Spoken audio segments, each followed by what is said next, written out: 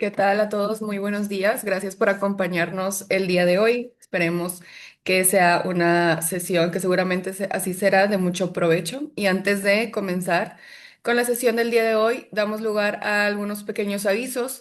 Recordarles que cualquier pregunta que tengan acerca de la sesión la pueden realizar a través del chat y al finalizar se la haremos llegar a nuestro ponente. Asimismo, si aún no reciben las invitaciones semanales y les gustaría hacerlo, lo pueden solicitar a este correo que está apareciendo en pantalla, sesionacadémica de pediatría@gmail.com. Y del mismo modo recordarles que para que nosotros les podamos enviar las constancias de participación es necesario nos apoyen llenando la encuesta de satisfacción que les compartiremos también al finalizar la sesión por una liga a través del chat y también proyectando un código QR. Ambas cosas, tanto la liga como el código QR, los llevan a la misma encuesta y con una vez que lo contesten es más que suficiente. También en ese mismo ámbito, apóyennos por favor corroborando que sus datos estén bien, ya que si pues el mail tiene ahí algún error, pues obviamente la constancia pues no les va a llegar, ¿verdad? Igual revisar que su nombre esté bien escrito y que todos los datos pues estén correctamente pues escritos. En nombre de la Escuela de Medicina y Ciencias de la Salud del Tecnológico de Monterrey, les doy la más cordial bienvenida a la sesión académica de pediatría. Mi nombre es Grecia Turrubiates, pediatra y coordinadora de este espacio. El día de hoy hicimos un pequeño cambio en el calendario. Si ustedes nos siguen semana con semana, pues habrán notado que tema del día de hoy se adelantó una semana por motivos de calendario, pero entonces el día de hoy veremos el tema de inmunodeficiencias humorales y para ello tenemos a nuestro coordinador del mes, el doctor Rodrigo del Toro. Voy a permitirme presentarlo. El doctor Rodrigo del Toro es médico cirujano y también cursó la especialidad en pediatría con mención honorífica en la Escuela de Medicina y Ciencias de la Salud del Tecnológico de Monterrey, la licenciatura de médico cirujano y pues en el programa multicéntrico del Tecnológico de Monterrey, la especialidad en pediatría, como ya se mencionó, con mención honorífica. Posteriormente realizó su subespecialidad en alergia e inmunología clínica, perdón, en la Ciudad de México, en el Instituto Nacional de Pediatría, avalado por la UNAM. Ha fungido como coordinador nacional de Academia de Inmunología y como profesor titular de Inmunología de la Escuela de Medicina y Ciencias de la Salud del TEC de Monterrey y también como profesor clínico de Alergia e Inmunología Clínica en el posgrado de Pediatría del programa multicéntrico también de la Escuela de Medicina del Tecnológico de Monterrey. Asimismo, ha fungido también como revisor del examen de admisión a especialidades de entrada indirecta del Instituto Nacional de Pediatría, donde él estudió y está certificado tanto por el Consejo Mexicano de Certificación en Pediatría como por el Consejo Nacional de Inmunología Clínica y Alergias. Y es miembro activo de algunas otras instituciones como la Academia Europea de Alergia e Inmunología Clínica, el Colegio Americano de Asma, Alergia e Inmunología, entre muchos otros. Y además tiene varias publicaciones en alergia molecular, perdón. Entonces, pues sin más preámbulo, doctor Rodrigo, muchas gracias por ser nuestro coordinador y por estar aquí con nosotros compartiendo tu conocimiento. Muchas gracias y adelante Muchas con tu gracias. presentación. Claro que sí, muchísimas gracias. Déjame entonces nada más, vamos a compartir aquí la presentación. Perfecto. Nada más me confirman que se puede ver, por favor. Sí, se ve perfecta. Perfecto, muy bien. Bueno, pues muchísimas gracias, doctora Grecia, por la presentación y muchas gracias por la invitación para la coordinación del módulo y para poder platicar un poquito sobre este tema, que la verdad es que es un tema que sinceramente me apasiona. Em, es un tema que afortunadamente y desafortunadamente son cosas que suceden, sin embargo, pues bueno, nuestra mente no va a conocer pues cosas que finalmente no va a saber reconocer cosas que no hemos conocido previamente, ¿no? Entonces, por eso vamos a hablar un poquito sobre estos temas que pues es prácticamente, nos vamos a enfocar hacia la parte de inmunodeficiencias humorales, que prácticamente son los efectos predominantes de anticuerpos. Y entonces, pues bueno, vamos a comenzar. Vamos a hablar un poquito de prácticamente estas cuatro cosas. Generalidades, me voy a centrar un poquito en la fisiología y un poco en la fisiopatología básica que tenemos desde el punto de vista inmunológico y la epidemiología.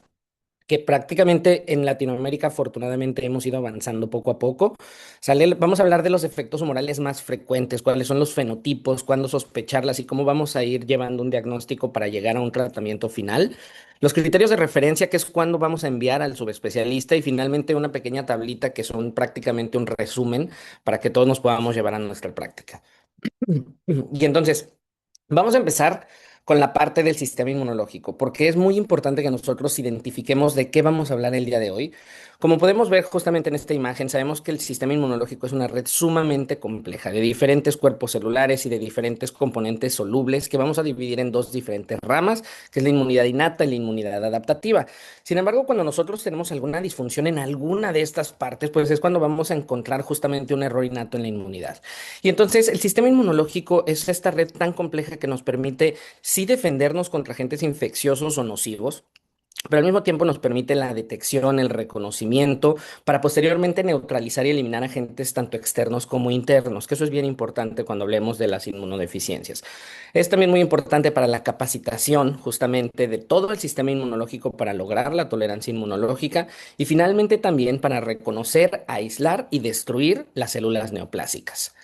Entonces, como vamos a hablar de la inmunidad humoral el día de hoy, primero tenemos que recordar que, ok, vamos a tener dos ramas, la inmunidad innata y la inmunidad adaptativa, pero cuando hablamos de la inmunidad humoral estamos hablando de macromoléculas de líquido extracelular. Sí, principalmente de anticuerpos que son parte de la inmunidad adaptativa. Sin embargo, tenemos otras cosas dentro de la inmunidad humoral, como son las moléculas del complemento, como son los mediadores solubles del sistema innato, de los cuales el día de hoy no vamos a hablar, sino nos centraremos meramente en la parte de anticuerpos como parte de la inmunidad humoral. Y entonces, ¿qué es un error innato en la inmunidad?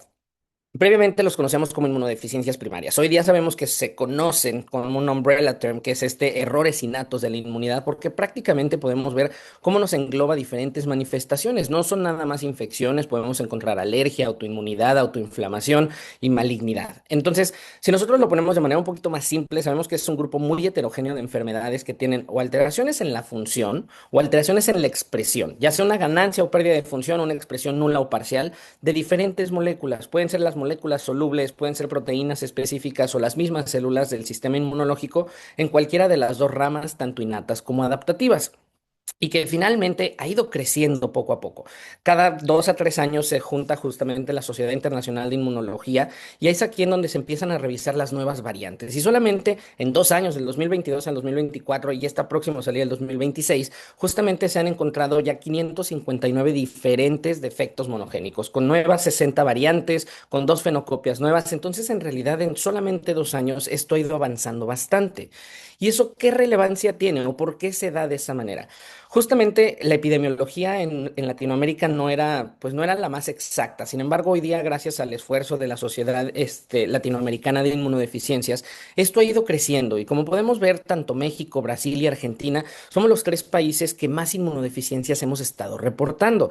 Y eso justamente pues se ha logrado gracias a la concientización de justamente todo el gremio médico, ¿no? Poder hablar abiertamente de las inmunodeficiencias, porque antes las veíamos como cosas que sucedían de manera súper aislada, que en realidad pues decíamos es algo súper raro. Hoy día sabemos que no. Finalmente sabemos que efectivamente son enfermedades que empiezan en la infancia. Prácticamente el 60% de los pacientes van a ser diagnosticados en los primeros 10 años de vida. Por eso pues es la importancia que nosotros como pediatras las conozcamos. Pero finalmente porcentajes bastante, pues bastante altos, son de pacientes que hemos llegado a diagnosticar entre los 11 años y los 65 años. Entonces, en realidad, sí son enfermedades de la infancia, que empiezan en la infancia, que algunas pueden llegar a la adultez, sin duda alguna. Sin embargo, pues obviamente tenemos que darnos cuenta que finalmente, pues un paciente adolescente, un paciente adulto, no se exime totalmente la posibilidad de que pueda ser un error innato en la inmunidad. Y como podemos ver en Latinoamérica, más del 60% de todas las inmunodeficiencias que corresponden justamente a toda la epidemiología a nivel global son precisamente defectos predominantes de anticuerpos, que son de los que hablaremos el día de hoy. Y como podemos ver en esta, en esta tabla, perdón, que justamente es de la CID, podemos ver cómo los primeros 6 defectos establecidos con una mayor cantidad de pacientes son precisamente defectos de anticuerpos. Esta justamente es una de las tablitas que más me gusta porque finalmente nos habla de la epidemiología de los últimos 30 años y esto es por la ESID, que es la sociedad que es europea, y podemos ver que justamente la mayoría de las inmunodeficiencias detectadas son estos defectos predominantes de anticuerpos o estas inmunodeficiencias humorales, pero por eso justamente pues nos habla de la importancia de conocerlas, sospecharlas, referirlas y sobre todo diagnosticarlas. Entonces, cuando hablamos de esta clasificación de la Sociedad Internacional de Inmunodeficiencia, pues obviamente vamos a encontrar 10 diferentes grupos, pero el día de hoy nos vamos a centrar en esta de aquí, que son las deficiencias predominantes de anticuerpos. Entonces, vamos a dar un repaso súper rápido porque yo sé que son cosas que a lo mejor a muchos no nos gustaba en la facultad de medicina y a veces no sabemos muy bien qué es lo que hacen los anticuerpos. Entonces, vamos a hablar un repaso súper rápido. Primero vamos a empezar con la inmunoglobulina G, que hay que recordar que este es el anticuerpo más importante, el más grande que tenemos. Y finalmente este nos va a servir para muchas cosas. Una de ellas, la opsonización de antígenos para su fagocitosis, es decir, van a marcar justamente las diferentes moléculas que deben de ser fagocitadas. Es muy importante para la activación de la vía clásica del complemento, nos permite la citotoxicidad dependiente de anticuerpos mediada por células y al mismo tiempo nos ayuda justamente a un sistema de retroalimentación negativa a los linfocitos B, permitiendo su inhibición. Tiene cuatro subclases, la inmunoglobulina G1, 2, 3 y 4, que veremos más adelante como parte de las inmunodeficiencias humorales. Y es bien importante que recordemos que finalmente es el anticuerpo más relevante cuando hablamos de la inmunidad neonatal. Hay que recordar que este es el único anticuerpo que tiene una transferencia materna a través de la placenta, a través de un receptor muy puntual que se llama FcRn, que esto es muy relevante para cuando hablemos de las inmunodeficiencias. Hablamos de la IgM porque finalmente la IgM sí todos conocemos que es la respuesta inicial a las infecciones, aunque también a otros estímulos como por ejemplo algunas alteraciones autoinmunes, ¿sale? Y es el activador más potente de la vía clásica del complemento. Y esto justamente tiene perdón, la particularidad de polimerizarse y justamente esto nos va a permitir que tengamos más espacios de unión, mayor avidez y obviamente también que tiene una modalidad secretora, que esto es muy relevante cuando hablamos de pacientes que tienen deficiencias selectivas de inmunoglobulina A, como veremos más adelante. La inmunoglobulina A, finalmente, este es el anticuerpo de las mucosas. Es el anticuerpo más abundante a nivel corporal total. Sí, la inmunoglobulina G es a nivel sérico, sin embargo, la A es a nivel corporal total. Y esta justamente tiene también una modalidad secretora, que es la que se va a pasar a través de la lactancia materna. Entonces, aquí vamos a parar tantito porque tenemos que hablar rápidamente de un life hack. Cuando hablamos de lo más frecuente en la vida, hablando desde el punto de vista inmunológico, todo es mediado por inmunoglobulina A. Cuando nosotros hablamos de la vasculitis más común de la infancia, de la causa más común de glomerulonefritis y la inmunodeficiencia más común a nivel mundial, en realidad tenemos que hablar de la inmunoglobulina A. Sabemos que la vasculitis más frecuente, pues es la vasculitis por inmunoglobulina A, así como la nefropatía por IgA es la causa más común de glomerulonefritis. Y también la inmunodeficiencia más común a nivel mundial es la deficiencia selectiva de inmunoglobulina A. Entonces, seguimos con nuestro repaso súper rápido. Tenemos la inmunoglobulina E, que esta, por supuesto, todos la conocemos muy bien. Sabemos que nos permite la degranulación de mastocitos y basófilos. Claro, son los encargados de las reacciones de hipersensibilidad tipo 1, hipersensibilidad inmediata, ¿sale? Pero también es un anticuerpo. Entonces, cuando nosotros solicitamos estudios, no dejemos de lado la inmunoglobulina E. No nos sirve nada más para el diagnóstico de alergias. De hecho, casi nunca nos sirve para el diagnóstico de alergias. Y cuando hablamos de esto, sabemos que es muy importante para la inmunidad contra parásitos, es muy relevante cuando hablamos de procesos inflamatorios crónicos y mediadores del estrés oxidativo. Y aunque sí es el mecanismo de alergia inmediata, sabemos que tenemos inmunoglobulina E específica para cada alergeno. Y por lo tanto, la inmunoglobulina E total no es diagnóstico de alergias, no me sirve para descartar alergias, ni mucho menos. Tenemos que recordar que es justamente parte de la inmunidad humoral. Cuando hablamos de la inmunoglobulina D, sabemos que este es justamente un receptor. Sí, funciona como un receptor de antígeno, es un marcador del linfocito B, pero justamente se ha detectado que tiene una función relevante en el momento de unirse a proteínas específicas de bacterias encapsuladas, que como veremos más adelante, son las bacterias que están pues de manera predominante involucradas en todas las alteraciones que vemos en estos pacientes. Y en realidad está soluble en plasma a concentraciones sumamente bajas, sin embargo, también es importante que nosotros la recordemos porque hay pacientes que pueden desarrollar síndromes de hiper-IgD, que sobre todo van asociados a una deficiencia de mevalonate quinasa, que en realidad también se considera como parte de un error innato en la inmunidad, pero de un trasfondo autoinflamatorio. Entonces, cuando nosotros hablamos de los errores innatos en la inmunidad, pues sí, normalmente siempre pensamos en infecciones, porque sí, efectivamente, pues son pacientes que se van a infectar, ¿no? Pero en realidad hay que recordar que son procesos en donde hay desregulación inmunológica, hay una disfunción molecular muy grande detrás de esta deficiencia de anticuerpos y por lo tanto, no nada más vamos a tener infecciones, vamos a tener justamente a los demás componentes, alergia, inflamación, autoinmunidad y neoplasias. Y esa es la razón por la que cuando hablamos de inmunodeficiencias tenemos que hablar de estas grandes cinco columnas. Entonces, ahora sí vamos a entrar un poquito más de lleno a los cuáles son los efectos predominantes de anticuerpos. Y estos afortunada y desafortunadamente son los errores innatos de la inmunidad más frecuentes. Y hay que recordar que finalmente si los anticuerpos son necesarios para combatir infecciones en superficies mucosas, sobre todo los gérmenes encapsulados van a ser los que van a estar involucrados aquí. Sin embargo, no nada más los encapsulados. Entonces, normalmente lo que nosotros vemos en estos pacientes son infecciones sinopulmonares y gastrointestinales que pueden llegar a diseminarse. Pueden causarnos bacteriemia, pueden causarnos meningitis, pueden causarnos osteomielitis y finalmente lo vamos a ir encontrando cuando el catabolismo de la inmunoglobulina G materna pues se empieza a elevarse. Entonces empiezan a ir justamente las IgGs de la mamá, es cuando me toca a mí como paciente empezar a hacer las mías y entonces empiezan a aparecer alrededor de los 4 o los 9 meses por esta protección materna que se está yendo, ¿no? Y finalmente son diferentes condiciones que nos van a dar una morbimortalidad muy amplia. Y esto es sobre todo por los procesos infecciosos a nivel pulmonar. Las neumonías de repetición que van a formar justamente las bronquiectasias es lo que va a determinar el grado de morbimortalidad, como veremos más adelante. Y entonces, ¿cuáles son los defectos humorales más característicos? Los defectos meramente de anticuerpos. Tenemos la deficiencia selectiva de inmunoglobulina A, la respuesta deficiente contra antígenos polisacáridos, la hipogamaglobulinemia transitoria de la infancia, la deficiencia de subclases de IgG, agamaglobulinemia ligada al X e inmunodeficiencias comunes variables, que son de las que vamos a hablar el día de hoy. Entonces, vamos a empezar justamente con la deficiencia selectiva de inmunoglobulina A. Esta es justamente el error innato en la inmunidad más frecuente en el mundo. Como podemos ver, los números son muy variables, van desde 1 a 100 hasta 1 a 1000. Entonces, realmente muchos de nosotros conocemos a personas que tienen deficiencia de inmunoglobulina A. Esta es una inmunodeficiencia que finalmente sí tiene una asociación familiar. Generalmente es autolimitada o asintomática, pero puede progresar a inmunodeficiencias comunes variables. La gran mayoría de los pacientes, hasta un 70%, son asintomáticos y esto es justamente porque la inmunoglobulina M en su modalidad secretoria justamente va a salir al quite. Entonces nos falta inmunoglobulina A que se secreta en los lúmenes, pues vamos a tener inmunoglobulina E secretoria y esa es la razón por la que son asintomáticos en realidad. El mecanismo más aceptado en relación con su fisiopatología nos habla sobre todo de un defecto en la diferenciación terminal del linfocito B que nos causa justamente fallas en la formación de células plasmáticas específicas de inmunoglobulina A, siendo esa la razón por la cual la inmunoglobulina A no está presente.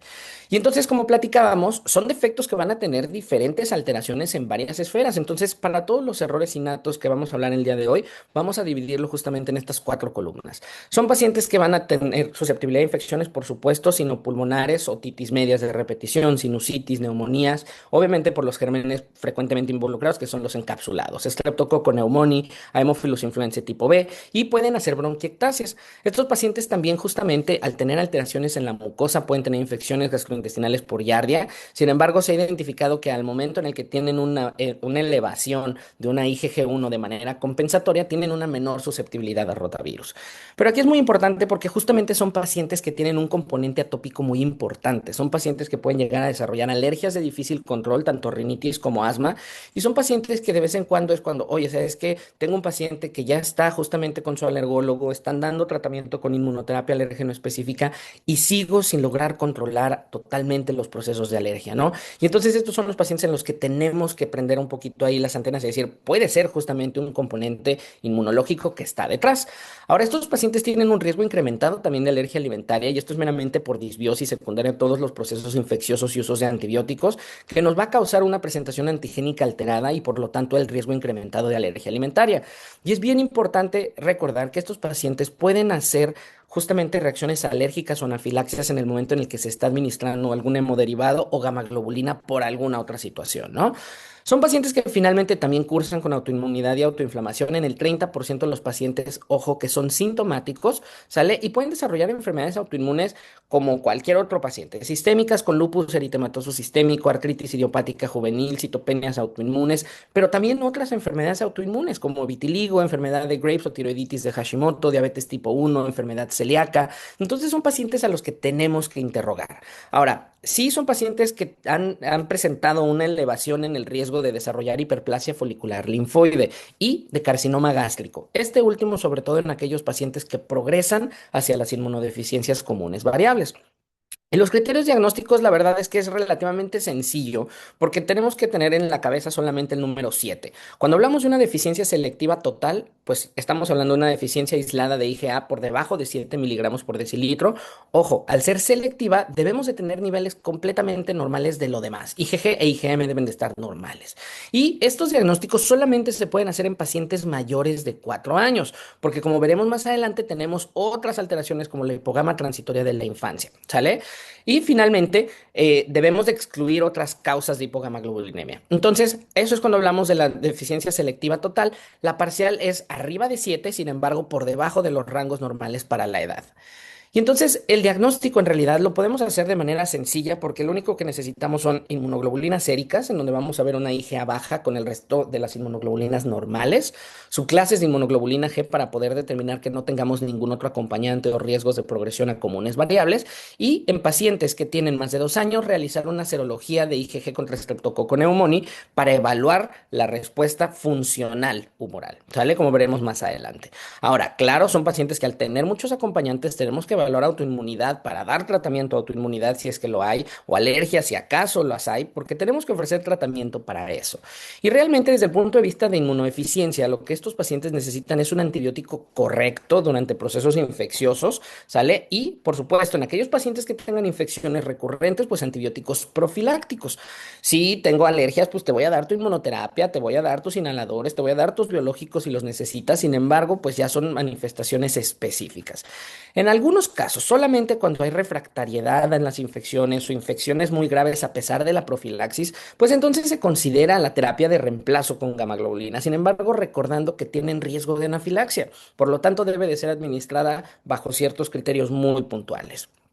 Y el pronóstico en realidad de estos pacientes, pues va a depender mucho de la profundidad del defecto. Hay muchos pacientes que, como decimos, son completamente asintomáticos, ni siquiera nos damos cuenta, no tienen procesos infecciosos, no tienen nada, y entonces en realidad el pronóstico en estos pacientes específicamente, pues es completamente bueno. Sin embargo, en aquellos pacientes que empiezan a progresar a una inmunodeficiencia común variable, el que me va a determinar sobre todo el pronóstico es el riesgo de malignidad, como vamos a ver más adelante.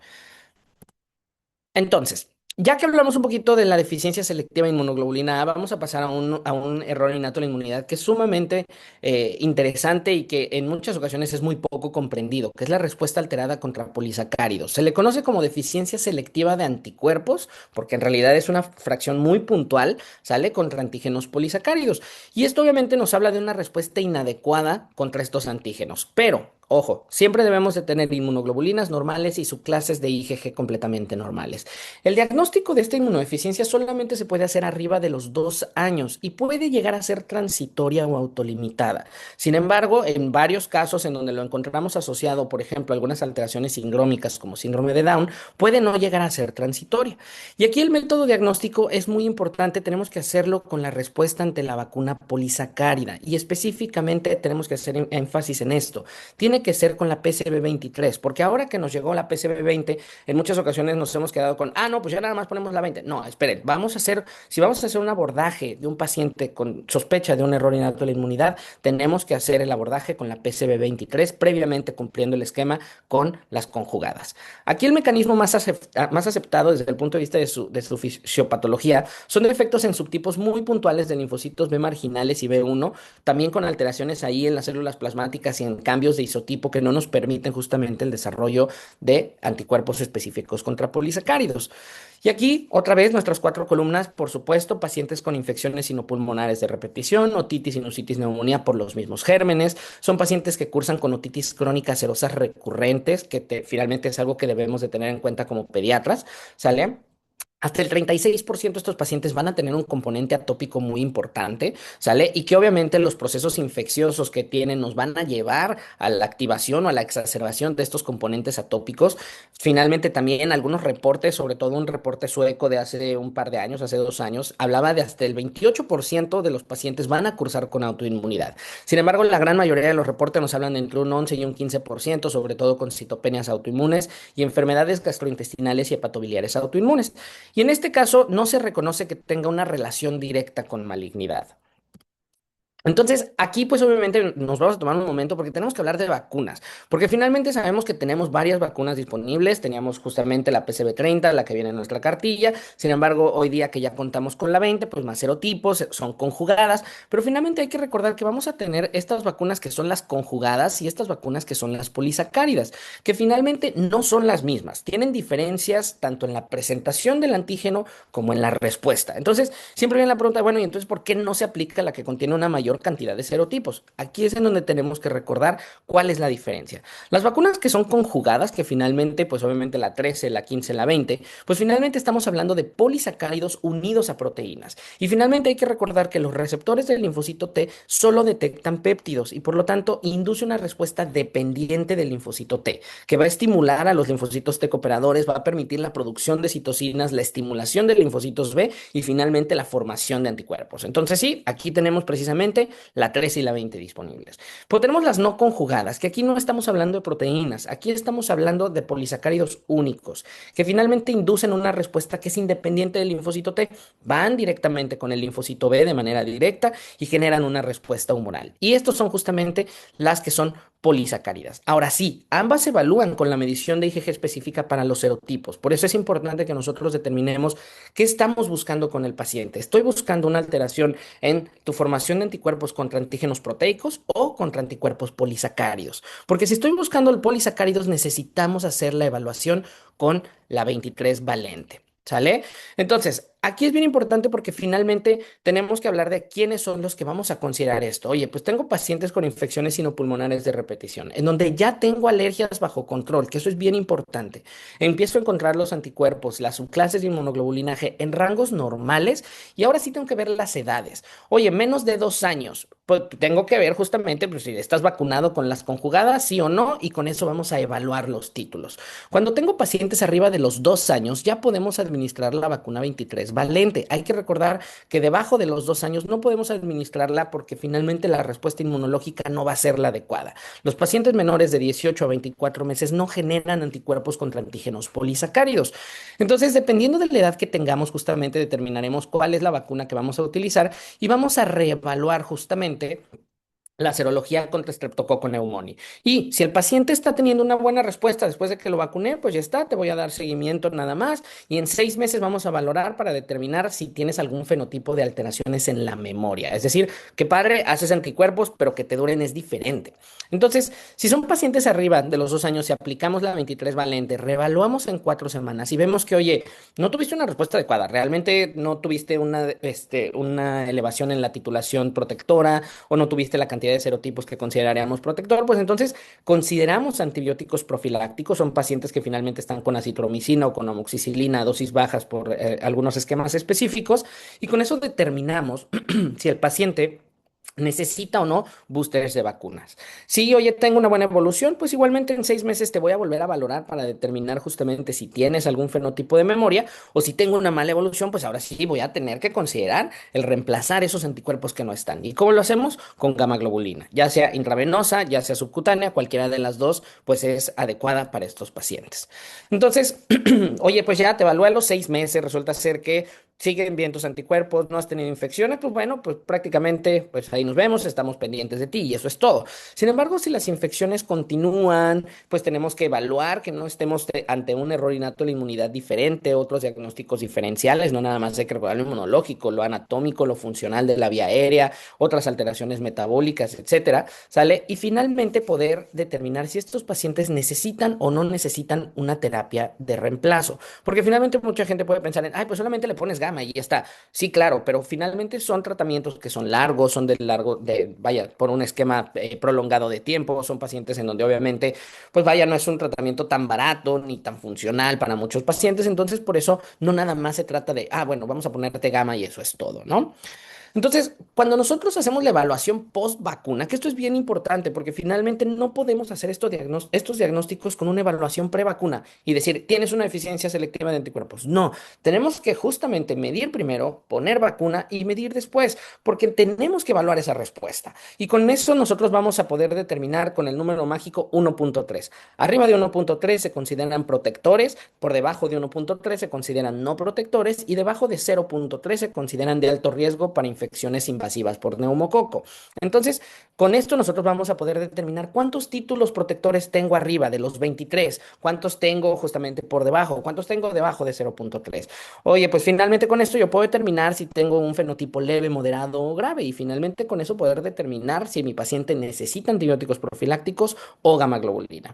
Y finalmente, el fenotipo de memoria. No nada más es ya lo medimos, todo está bien, saludos. No, en 6 meses tengo que volverte a evaluar porque finalmente tengo que determinar si tienes un fenotipo de memoria. Que hayas hecho anticuerpos en su momento y en este momento no los tengas, pues es muy diferente. Entonces, por eso justamente tenemos que buscar precisamente por acá. Vamos a hablar ahora de la hipogamaglobulinemia transitoria de la infancia, que este en realidad es un error innato de la inmunidad que es totalmente subdiagnosticado, pero es que es porque finalmente no existe un screening específico, o sea, no existe algo que digamos, bueno, al año te voy a pedir todas las inmunoglobulinas para buscar hipogamaglobulinemia transitoria de la infancia. En ninguna guía se habla de eso y por lo tanto, pues por supuesto que es algo que está subdiagnosticado. Es más frecuente en hombres, ¿sale? En una proporción 2:1 y el 60% del diagnóstico se hace al año de vida. Como su nombre dice, hipogamaglobulinemia, pues nos habla de un defecto en la síntesis de inmunoglobulina G que puede o no venir acompañado de la inmunoglobulina A, transitoria, porque tiende a ser autolimitada y remite espontáneamente, y se conoce de la infancia, porque es en los primeros 3 a 4 años de vida. Por lo tanto, es un error innato de la inmunidad cuyo diagnóstico es retrospectivo, ¿sale? Y que obviamente yo le puedo poner este diagnóstico en el momento en el que resuelve espontáneamente, porque no le puedo decir transitoria a los 2 años y todavía tengo niveles de anticuerpos bajos. Entonces, ya que encuentro que resolvió, ahora sí puedo decir, este paciente tiene una hipogamaglobulinemia transitoria de la infancia. Y justamente aquí, obviamente, la parte de la epidemiología, pues es súper variable, porque finalmente, como no hay un screening muy específico, pues sabemos que es más o menos la prevalencia de 20 a 60 por cada 100.000 recién nacidos vivos, ¿sale? Es más frecuente en varones, sobre todo en aquellos en donde se sospecha de agamaglobulinemia ligada al X hipomórfica o leve, ¿sale? Obviamente, pues se habla mucho de que pueda llegar a ser asintomática, pero en realidad es porque, pues se atribuye a otros factores externos, ¿no? ¿Qué niño que llega a la consulta, infecciones de repetición? Pues es que va a guardería, pues es que tiene hermanos que se la viven enfermos, pues es que todo esto. Entonces, finalmente, pues estos pacientes que consideramos asintomáticos, pues los atribuimos a otros factores externos, ¿no? Entonces, el 60% de los pacientes van a tener ese diagnóstico en el primer año de vida, el 40% va en los 2 a 3 años, y en realidad la fisiopatología es súper poco comprendida porque se habla de defectos en la maduración de linfocitos T cooperadores y de los linfocitos B. Esta inmunodeficiencia específicamente recientemente se encontró con una asociación sindrómica, que es una de lesión del 16p11, en donde tienen algunos linfocitos específicos de memoria. Esta es una condición neurológica, entonces ya se habla de que sí puede llegar a ser sindrómica. Sin embargo, en muchos casos se habla meramente de esta inmadurez inmunológica. Y volvemos a hablar de nuestras 4 diferentes columnas, en donde, claro, vamos a tener infecciones inopulmonares por los mismos gérmenes que platicábamos. Es raro que tengan infecciones graves e invasivas, pero es muy importante y muy interesante cómo estos pacientes, a pesar de que su defecto es meramente humoral, pueden llegar a cursar con varicelas complicadas o candidiasis orales recurrentes, que aquí es cuando uno dice, oye, pero entonces ahí hablamos de una inmunidad celular celular alterada. Sí y no, porque en realidad se habla precisamente de que tienen estos pacientes alteraciones en los linfocitos T reguladores y que por lo tanto me condiciona a infectarme por varicela y candidiasis oral. Entonces, pues finalmente no podemos descartarlo nada más teniendo este tipo de complicaciones, ¿no? Ahora, hasta el 46% de los pacientes van a desarrollar alergias y se ha relacionado con dermatitis atópica, alergia alimentaria e hiperreactividad bronquial, pero es muy interesante porque justamente estas manifestaciones alérgicas empiezan a verse de manera más notoria una vez que empieza a recuperarse la parte funcional y numérica de los anticuerpos, es decir, alrededor de los 3 a los 4 años. Ahora, el 4% de los pacientes pueden desarrollar autoinmunidad, también justamente citopenias autoinmunes o justamente enfermedad inflamatoria intestinal. Y es uno de los errores innatos de la inmunidad que no tienen una descripción con la malignidad y desregulación inmunológica. Aquí el diagnóstico, ¿cómo lo hacemos? Pues lo hacemos exactamente igual con inmunoglobulinas séricas, en donde vamos a encontrar inmunoglobulina G baja. Generalmente puede venir con IgA baja también. Es raro que tengamos la IgM involucrada, ¿sale? Tenemos que solicitar subclases de IgG para determinar si viene un acompañante y también la serología contra el Streptococcus pneumoniae. Recordemos que esta serología la vamos a solicitar y tiene una mayor función diagnóstica arriba de los 2 años.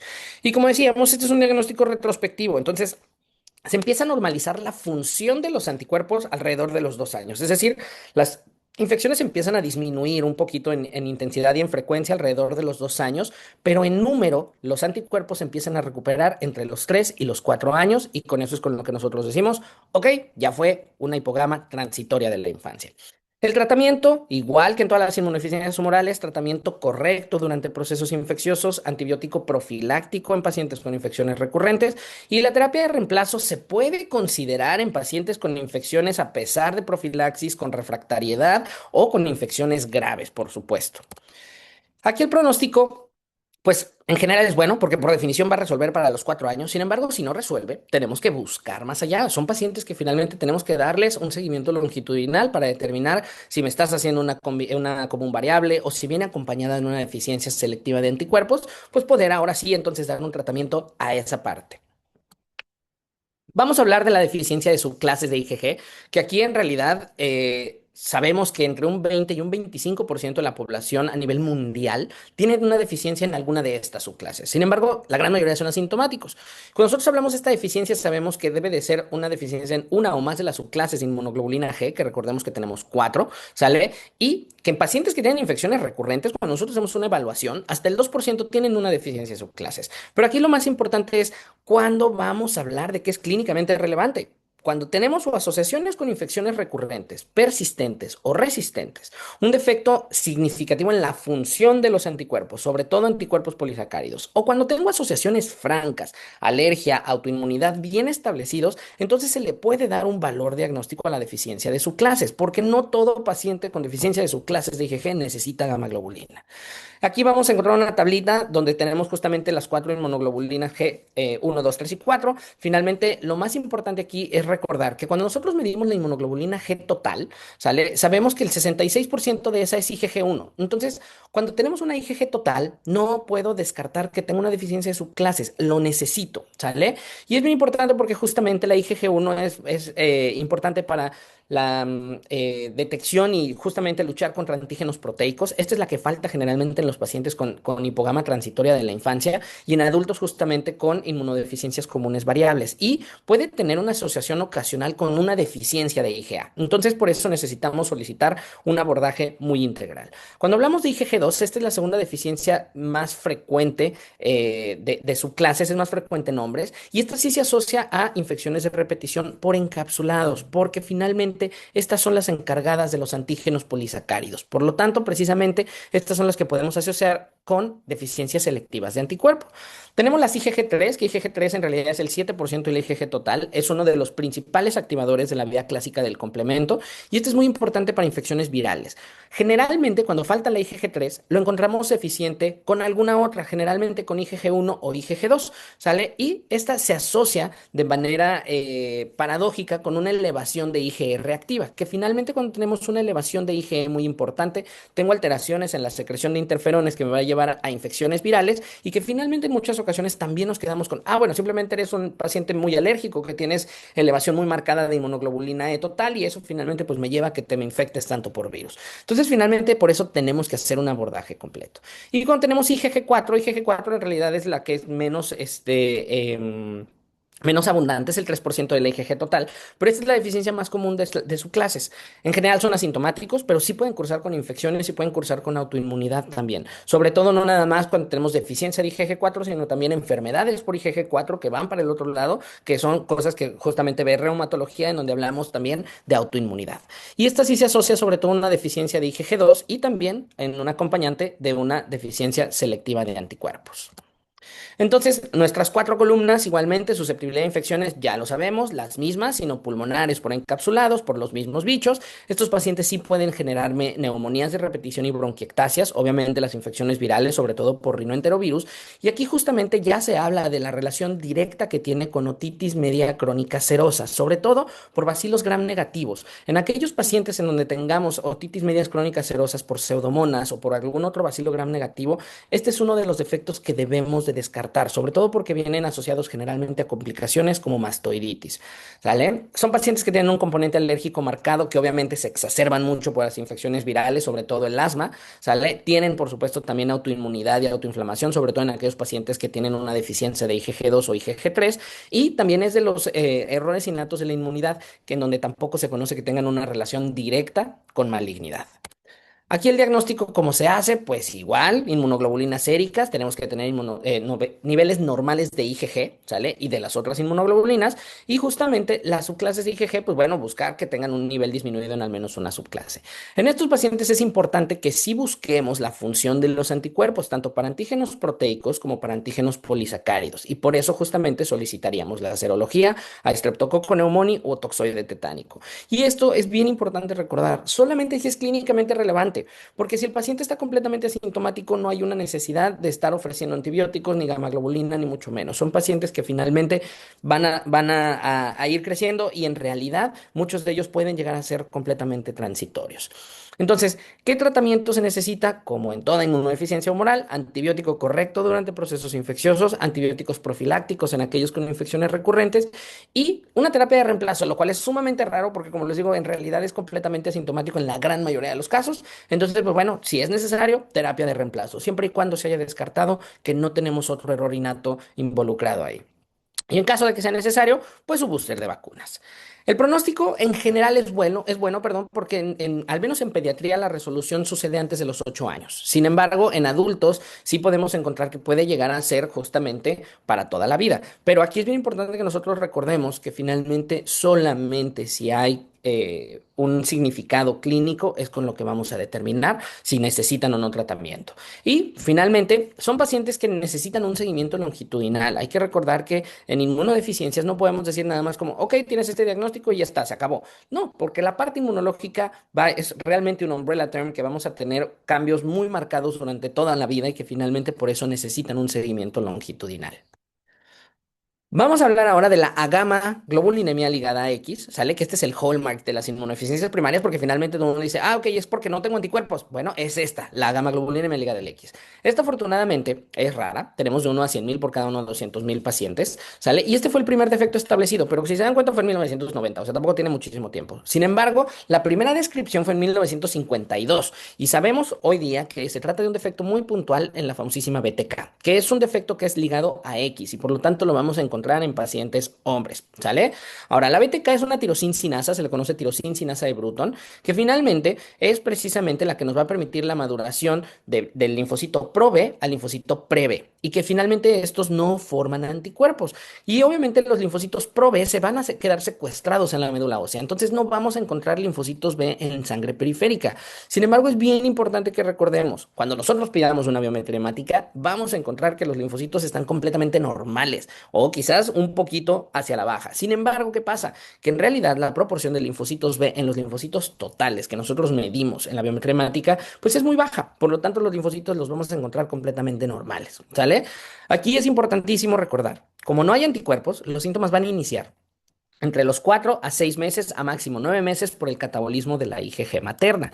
Y estos son pacientes que sí van a tener infecciones más feas, más graves, sí vamos a encontrar nuestras infecciones sinopulmonares por encapsulado, sin embargo vamos a encontrar que ya no nada más van a ser el estreptococo, la hemófilos, moraxena, no, vamos a empezar a encontrar ya bichos un poco más feos, estafilococo aureus, vamos a encontrar gastrointestinal giardia, campylobacter, vamos a encontrar pseudomonas y otros gram negativos, podemos encontrar infecciones cutáneas muy feas o también óseas muy feas por Helicobacter no pylori. Y estos son pacientes que finalmente pueden desarrollar infecciones virales de bastante gravedad, sobre todo enterovirus, porque estos pacientes tienen un riesgo muy alto de presentar meningoencefalitis crónica por enterovirus, que tienen un altísimo grado de mortalidad. Ahora, se ha hablado de alergia en algunos casos, sobre todo con variantes hipomórficas, sin embargo, son reportes de caso. Hay pacientes que generan cuadros de autoinflamación que son muy difíciles de distinguir de artritis reumatoide y estos son sobre todo aquellos pacientes que puedan ser relacionados a post-infeccioso, sobre todo por Mycoplasma pneumoniae, que finalmente siempre hay que descartar en estos pacientes que no se trate de una causa piógena. Se ha descrito también justamente defectos que van acompañados de neutropenias autoinmunes cuya fisiopatología todavía no está tan bien entendida y algunos casos aislados de amiloidosis. Estos pacientes desafortunadamente tienen un riesgo de hasta 30 veces de tener adenocarcinoma gástrico y cáncer colorectal, así como linfoma no Hodgkin. Y en estos pacientes, obviamente, el diagnóstico se tiene que hacer rápido. Lo que hacemos es justamente inmunoglobulinas séricas, en donde vamos a encontrar, obviamente, niveles de anticuerpos sumamente bajos, con IgG por debajo de 200. Vamos a solicitar subpoblaciones linfocitarias para poder decir, ok, linfocitos B realmente que tenga en sangre periférica son menos del 2% de los linfocitos totales. Entonces, con eso se hace el diagnóstico y finalmente el análisis molecular para poder justamente encontrar la deficiencia o la alteración en BTK. Bien importante, estos pacientes no tienen amígdalas, que esto es muy relevante porque en el momento, por ejemplo, en los que estamos involucrados un poquito en la parte de enseñanza con los residentes, cuando después hablamos de, oye, ¿y revisaste amígdalas a un niño de 6 meses, 8 meses? Dice, sí, amígdalas grado 2. No, no, a ver, realmente hay que fijarnos si tiene amígdalas. Estos pacientes en la exploración física no las vamos a encontrar. Y aquí es bien importante porque el tratamiento tiene que empezar desde ya. Se tiene que dar, obviamente, un antibiótico correcto durante el proceso infeccioso y mientras se inicia la terapia sustitutiva, porque si no tengo anticuerpos, te tengo que poner anticuerpos. Entonces, ahí es en donde sí es obligatorio poner gamma-globulina, ya sea en su modalidad intravenosa o subcutánea. Y aquí finalmente el pronóstico, el principal pronóstico, el factor pronóstico, perdón, principal va a ser la formación de bronquiectasias. Sabemos que los pacientes que tienen a gamma-globulinemia ligada al X, el 70% de los pacientes ya va a tener bronquiectasias para los 17 años. Y finalmente, obviamente, el riesgo de malignidad, que es muy alto, es el que va a determinar también el pronóstico específico en estos pacientes. Y vamos a terminar con esta, que la verdad es que es una inmunodeficiencia súper interesante, que se llama inmunodeficiencia común variable, que en realidad esto ya ha cambiado. La nomenclatura hoy día habla de inmunodeficiencias comunes variables, porque también es un umbrella term muy grande, y es un error innato que justamente hace que los pacientes busquen mucha atención. Y son diferentes desórdenes que están caracterizados por hipogamaglobulinemia, es decir, bajos niveles de anticuerpos, producción defectuosa de anticuerpos específicos y obviamente de susceptibilidad a infecciones recurrentes o crónicas, cuyo hallmark en realidad pues son las cuatro columnas. Desarrollan alergias, desarrollan infecciones, desarrollan autoinmunidad, desarrollan linfoproliferación, enteropatía y cáncer. La gran mayoría de los pacientes con inmunodeficiencias comunes variables podemos diagnosticarlos ya en la infancia tardía o justamente en la adultez temprana. Entonces, esta es la que podemos decir la inmunodeficiencia del niño más grande. ¿Sale? El diagnóstico generalmente se hace entre los 20 y los 40 años. Sin embargo, es porque nos llegamos a tardar de 4 hasta 8 años desde el inicio de las manifestaciones al diagnóstico. Y aquí en realidad la fisiopatología, sí, como todo en inmuno, es poco comprendida porque finalmente se habla de diferentes alteraciones en diferentes regiones específicas de la HLA. Y aquí lo que sabemos es que hay muchos defectos en los linfocitos B, en la comunicación misma que hay con los linfocitos T foliculares, los cooperadores y las células dendríticas, y por lo tanto, pues por eso tenemos manifestaciones tan variadas. Ahora, los criterios tenemos múltiples, ninguno es absoluto, y hablamos de criterios múltiples porque tenemos los de Amaretunga del 2013, los de la Sociedad Europea del 14 y los ICON 2015, que en realidad no se han dado nuevas revisiones específicas porque finalmente con los de SID del 2014 tenemos justamente una gran proporción de los pacientes diagnosticados, porque realmente son criterios muy amplios, como pueden ver justamente en esta tabla. Long story short, no me voy a meter en cada uno de ellos, sin embargo, tenemos que recordar que son pacientes que tienen caída en la IgG, que tienen, vaya, de acuerdo con ese tienen IgA disminuida, porque justamente para Maretunga y AICO no es necesario la IgA, ¿sale? O la IgM. Son niños que deben de tener, perdónenme aquí un error de dedo, es más de 4 años, ¿sale? Debemos de tener isohemaglutininas ausentes o pobre respuesta a vacunas, que esto es algo súper relevante cuando nosotros queremos hacer una diferenciación con una deficiencia selectiva de inmunoglobulina A, perdón, ¿sale? Y habiendo descartado otras causas de hipogamaglobulinemia. Y estos sí son pacientes que en nuestras cuatro columnas sí vamos a tener infecciones muy variadas, sino pulmonares por encapsulados y gram negativos, pero también infecciones que son complicadas, justamente sepsis, que tenemos precisamente meningitis, mastoiditis, osteomielitis, ¿sale? Infecciones gastrointestinales, infecciones virales como herpes virus, por ejemplo, o como varicela zoster, tienen alergia, un componente muy marcado, pero aquí justamente lo más marcado es la parte de autoinmunidad y autoinflamación, porque son pacientes que sí me pueden desarrollar enfermedad pulmonar intersticial granulomatosa o neumonitis intersticiales linfoideas que son de un pronóstico pues bastante reservado, ¿sale? Obviamente tienen alteraciones en tracto gastrointestinal con la formación de hiperplasia nodular linfoide, vamos a encontrar pacientes con enfermedad inflamatoria intestinal, infección crónica por Helicobacter pylori, enfermedades autoinmunes gastrointestinales a nivel de cirrosis biliares primarias o hepatitis autoinmunes, citopenias autoinmunes y las clásicas de vitiligo, psoriasis y enfermedad tiroide autoinmune. Ahora, estos pacientes también tienen un alto riesgo de desarrollar linfoma no Hodgkin, maltomas y adenocarcinomas gástricos. Entonces, estos son los pacientes a los que les debemos de tener un poquito más de miedo, no nada más a todo, sino a este un poquito más. Aquí el diagnóstico, pues finalmente se hace justamente de acuerdo con los criterios que tenemos, con inmunoglobulinas, buscando IgG baja, ¿sale? Con la IgA, si vamos a seguir los criterios de ESID. Las subpoblaciones de linfocitos, que son bien importantes en estos casos, porque son normales, debe de ayudarnos a diferenciar de defectos combinados que puedan justamente parecerse a inmunodeficiencias comunes variables. Las isoamaglutininas es bien importante que las pidamos, estos anticuerpos naturales que nos van a permitir la coagulación, que justamente es la tipificación del hemotipo, justamente pues es bien importante porque están ausentes y esa es una diferencia súper importante de la deficiencia selectiva de inmunoglobulina, A, como decíamos. Y el análisis molecular, ¿por qué es importante? Porque finalmente nos va a permitir identificar diferentes defectos que pueden manifestarse como comunes variables, porque en realidad son defectos combinados, como ICOS, ICOS ligandos, CTLA4, el RBA o PIK3CD. ¿Por qué es importante esto? Porque finalmente tenemos algunos, como CTLA4 y el RBA, que tienen un tratamiento muy puntual, por ejemplo, la Batacept. Entonces, pues ya te vas a ahorrar todo lo demás, simplemente vas a ofrecer un tratamiento, obviamente, para todas tus manifestaciones asociadas también, pero finalmente tienen un tratamiento específico. Ahora, el tratamiento, como en todo, otra vez, antibióticos correctos durante los procesos infecciosos mientras se inicia la terapia, porque finalmente en estos pacientes también se necesita terapia con gamaglobulina de manera obligatoria. Y claro, el manejo específico para las manifestaciones que son asociadas. El pronóstico lo van a determinar la función pulmonar y la malignidad. Sabemos que tras el uso de la gamaglobulina sustitutiva, el 50% de los pacientes van a seguir vivos a los 45 años post diagnóstico. Entonces, tienen un pronóstico más reservado, pero si nosotros diagnosticamos y tratamos de manera correcta desde el inicio, lo vamos a lograr. Entonces, ¿qué criterios de referencia tenemos? Ya los conocemos todos, ¿sale? Pero finalmente estas 10 señales de peligro que hemos conocido todos de Jeffrey Model, pues en realidad, ¿cuántos pacientes no han tenido 4 o más infecciones de oído en un año que hayamos visto nosotros en la consulta, ¿no? Entonces, varios de estos criterios, en realidad, muchos pacientes dicen, pues es que en realidad, pues he tenido varios. Aquí lo más relevante es recordar, si presenta más de 2 de estos signos, sí debemos de consultar con un inmunólogo. Hoy día tenemos las New Warning Signs para inmunodeficiencia, porque hay que recordar que ya no son infecciones nada más, ya tenemos todo lo demás. Entonces, en pacientes con infecciones recurrentes, graves, por patógenos inusuales, o que siempre es el mismo patógeno, asociado a autoinmunidad de inicio temprano, alergias de difícil control, endocrinopatía, enteropatía, son pacientes que requieren de un abordaje mucho más extenso. Y que finalmente aquí algo que quiero mostrarles es que en realidad no nada más el inmunólogo va a detectar justamente inmunodeficiencias. Cada vez vemos inmunodeficiencias en otras subespecialidades, desde el punto de vista de neurología, desde el punto de vista de hematología, gastroenterología, dermatología. Muchas personas ya pueden encontrar estos errores innatos de la inmunidad. Entonces, es nuestra obligación como pediatras finalmente saber que existen para poder abrir un poquito más nuestro panorama. ¿Y cuándo es cuando tenemos entonces que referir al inmunólogo? Si las infecciones recurrentes graves inusuales, si las citopenias, enteropatías de inicio temprano, endocrinopatías de inicio temprano, alergias graves, dermatitis atópica grave o cuando ya encuentro una asociación multisistémica.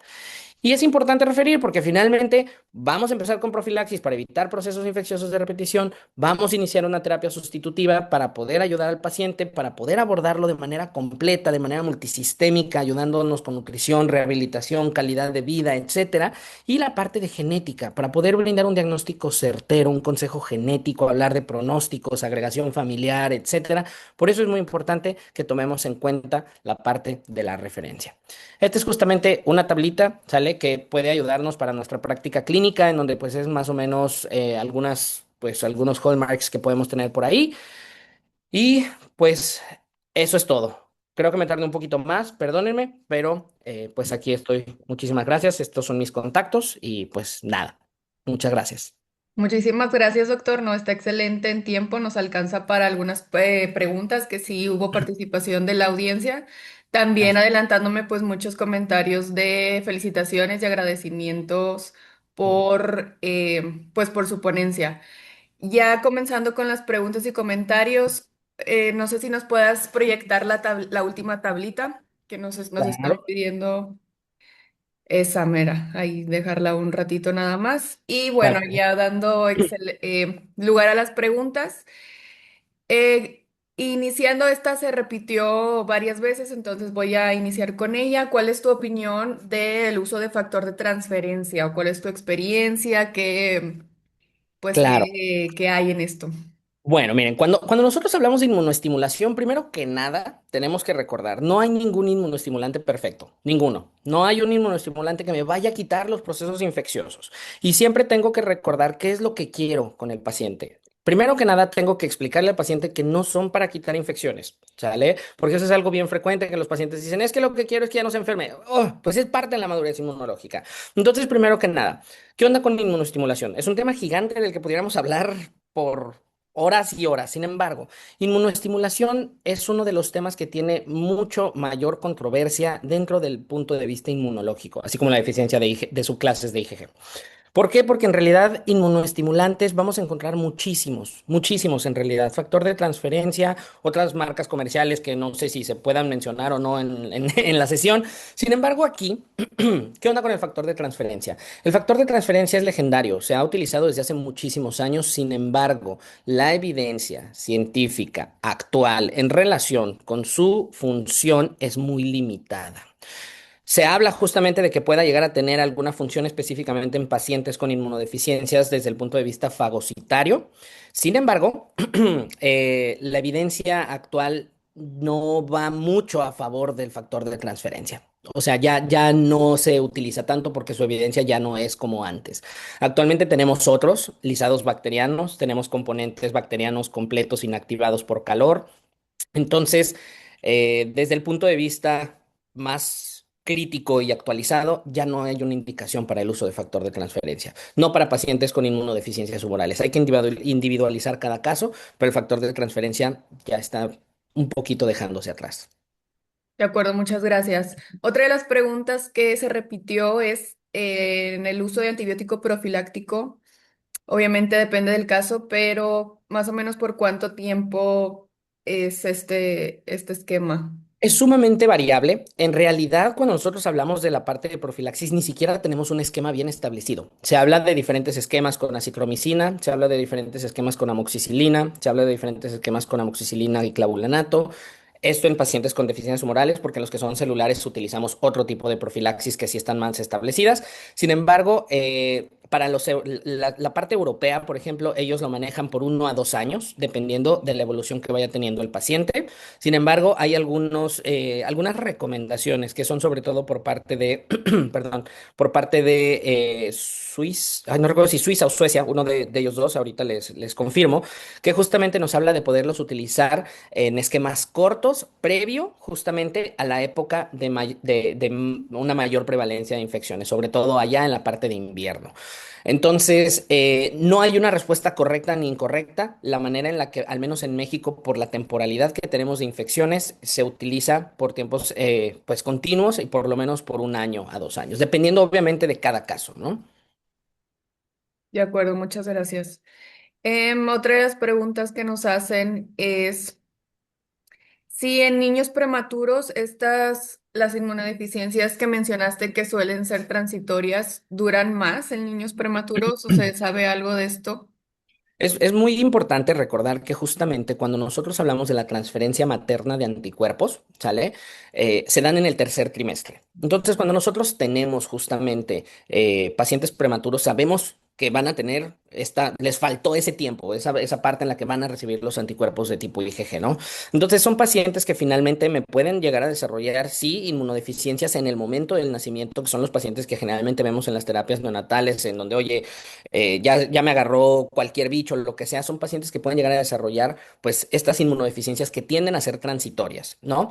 Sin embargo, son pacientes que entran como en un grupo muy aparte porque finalmente sabes que desde el nacimiento pueden tener estas alteraciones. Entonces, las hipogamaglobulinemias, por ejemplo, sí son más frecuentes en estos pacientes, pero porque nacen con hipogamaglobulinemia o nacen con alteraciones celulares, que aunque tenemos niveles bien establecidos para pacientes prematuros de inmunoglobulinas, de subpoblaciones linfocitarias, etcétera, son pacientes que van a tener estas alteraciones en los primeros años de vida. Sin embargo, si no hay un criterio clínico para decir, te tengo que aislar, el niño puede tener su vida completamente normal.